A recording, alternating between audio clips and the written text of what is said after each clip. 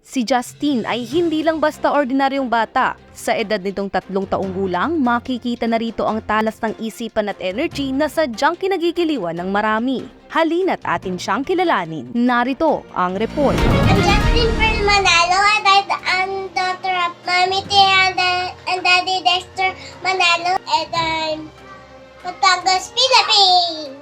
Yay! Maging sa pagkanta ay kaya na rin ito ang wikang Arabic.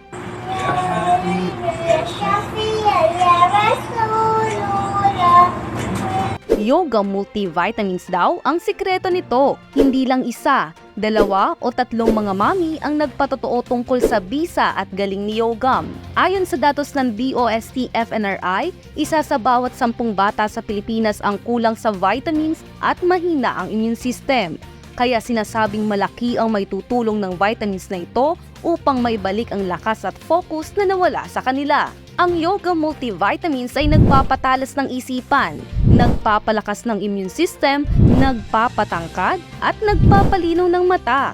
Patok si Yogam hindi lang dahil sa mga benepisyo na makukuha rito. Tiyak na masarap at madali rin itong ipakain sa inyong mga chikiting.